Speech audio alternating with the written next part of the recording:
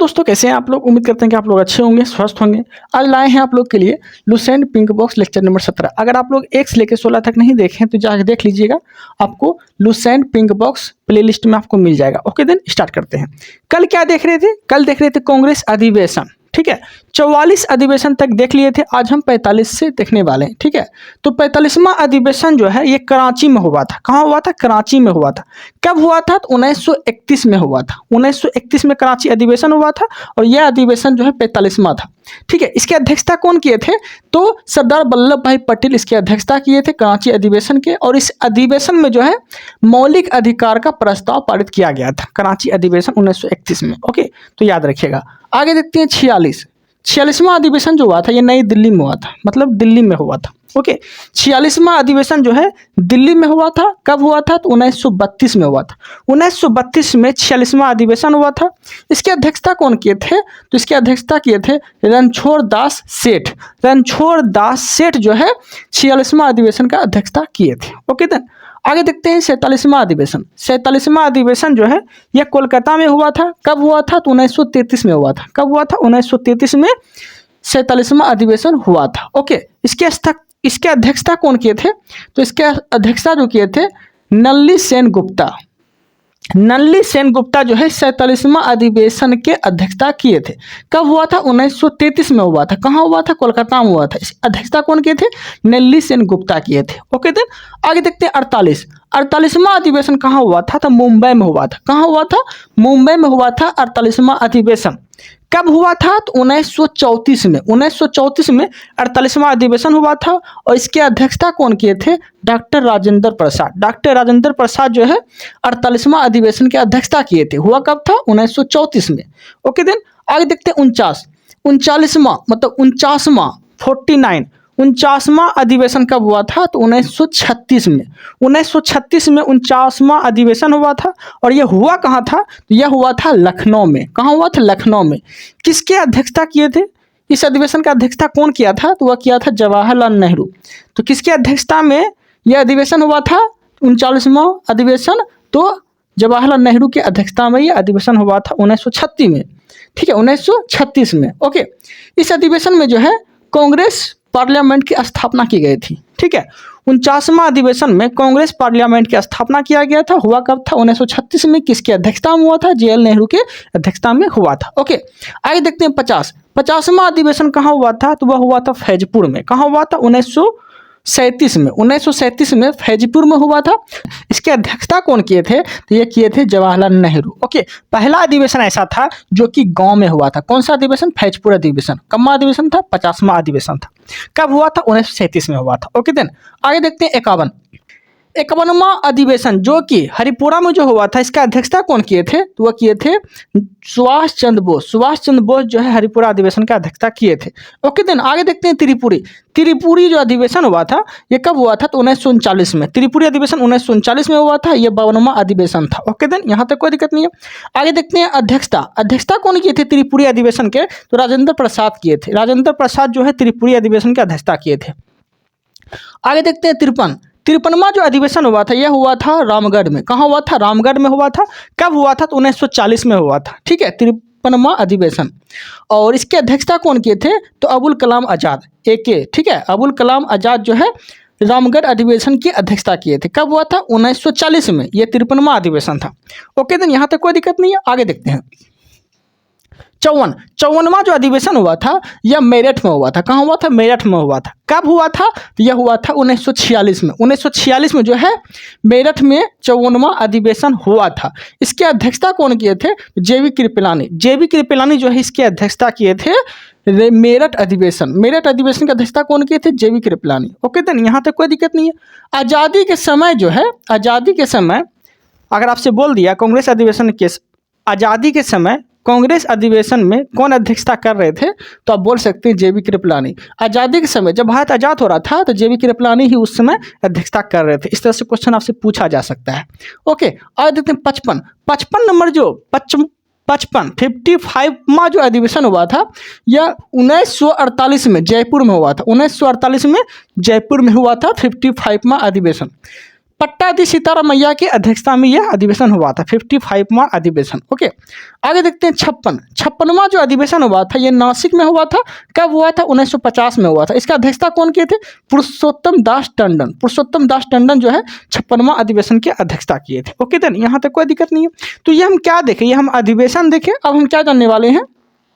तो कांग्रेस से संबंधित कुछ अन्य तथ्य जानने लगे, ठीक है। जैसे कि पहली बार महिलाओं ने कांग्रेस के 1889वां अधिवेशन में, जो कि बम्बई में चल रहा था, इसमें भाग लिया था। तो आपसे क्वेश्चन पूछ सकता है, पहली बार जो महिला लोग जो भाग लिया था वो किस अधिवेशन में भाग लिया था? तो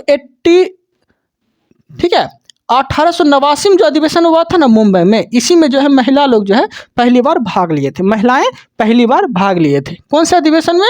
तो बम्बई अधिवेशन में। कब हुआ था? 1889 में जो अधिवेशन हुआ था, पहली बार महिलाओं ने कांग्रेस अधिवेशन में भाग लिया था। इस तरह से क्वेश्चन पूछ सकता है। आगे देखते हैं, प्रथम महिला जिसने कांग्रेस अधिवेशन से को संबोधित किया। प्रथम महिला जो कांग्रेस अधिवेशन को संबोधित किया, वो महिला क्या नाम थी?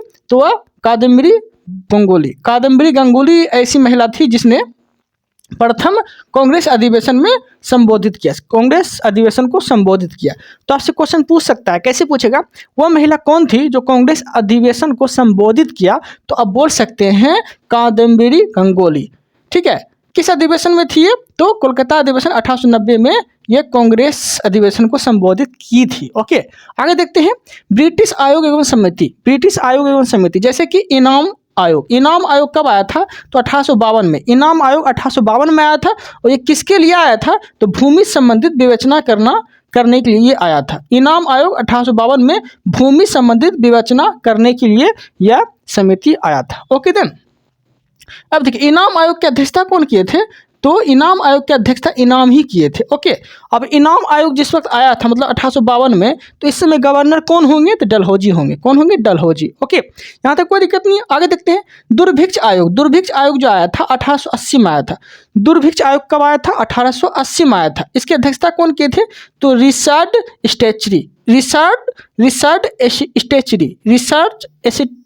स्टेचरी जो है दुर्भिक्ष आयोग की अध्यक्षता किए थे। आया कब था? 1880 में।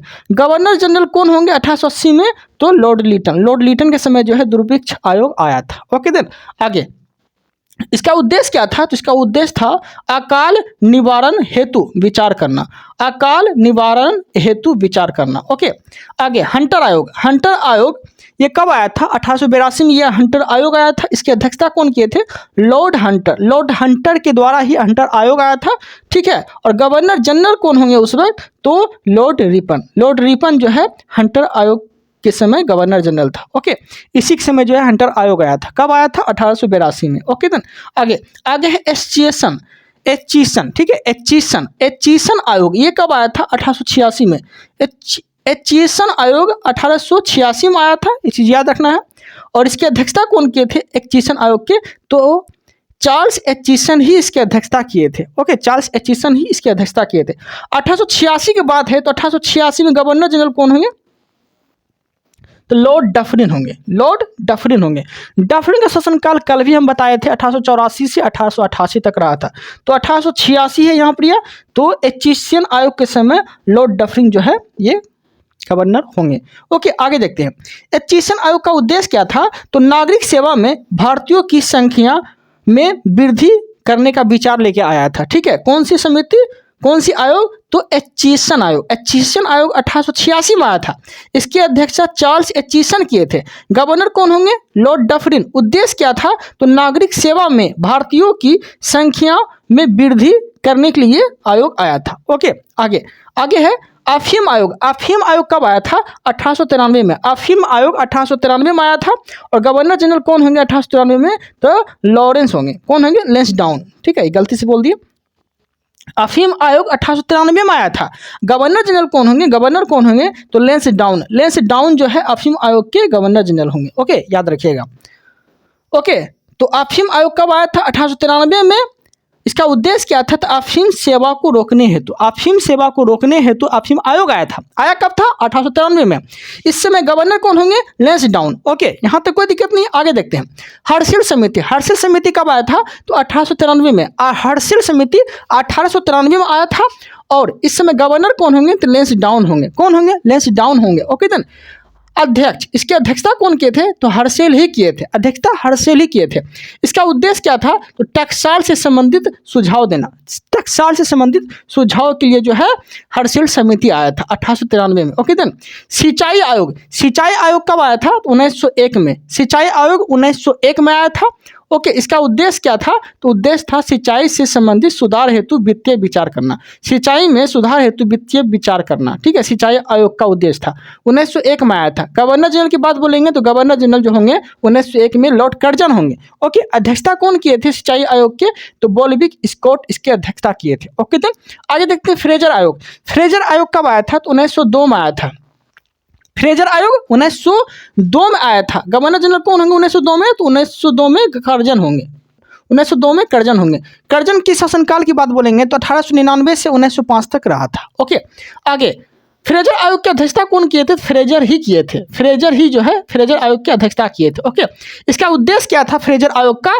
तो पुलिस की कार्य में पद्धति का विचार करना, ठीक है, पुलिस की कार्य में पद्धति का विचार करना, पुलिस के कार्य में पद्धति का विचार करना, मतलब पुलिस से रिलेटिव जो है फ्रेजर आयोग आया था। ओके देन यहाँ तक कोई दिक्कत नहीं। ली आयोग, ली आयोग का उद्देश्य क्या था? तो 1924 में यह आयोग आया था। ली आयोग 1924 में आया था, ठीक है। इस समय गवर्नर कौन होंगे? तो लॉर्ड रीडिंग। लॉर्ड रीडिंग के समय जो है ली आयोग आया था। इसका उद्देश्य क्या था ली आयोग का? तो लोक सेवा आयोग की गठन की अनुशंसा, ठीक है, लोक सेवा आयोग की गठन की अनुशंसा करने के लिए ली आयोग आया था। मतलब ली आयोग की सिफारिश पे ही यूपीएससी का गठन किया गया था, ठीक है, वही हो गया संघ लोक सेवा आयोग। तो इसका संघ लोक सेवा आयोग गठन कब हुआ था? 1926 में। इसको अच्छे से रिकॉल करते हैं। देखिए ली आयोग 1924 में आया था। गवर्नर किसके गवर्नर के काल में आया था? तो लॉर्ड रीडिंग के काल में आया था। ओके उद्देश्य क्या था ली आयोग का? तो लोक सेवा आयोग की गठन की अनुशंसा करना, मतलब गठन के लिए ली आयोग आया था। तो आपसे क्वेश्चन पूछेगा लोक सेवा आयोग का जो गठन किया गया था किस आयोग की सिफारिश पे हुआ था? तो ली आयोग की सिफारिश पे हुआ था। और लोक सेवा गठन हुआ कब था? 1926 में हुआ था। इस तरह से क्वेश्चन पूछ सकता है। बटलर आयोग, बटलर आयोग कब आया था? तो 1927 में आया था। गवर्नर जनरल कौन होंगे? तो इरविन होंगे, ठीक है। बटलर आयोग के समय लॉर्ड इरविन जो है गवर्नर जनरल थे। बटलर आयोग आया कब था? 1927 में आया था। इसकी अध्यक्षता कौन किए थे बटलर आयोग के? तो इसकी अध्यक्षता किए थे जॉन साइमन। जॉन साइमन जो है बटलर आयोग की अध्यक्षता किए थे। तो ये चीज़ आपको याद रखना है। इसका उद्देश्य क्या था?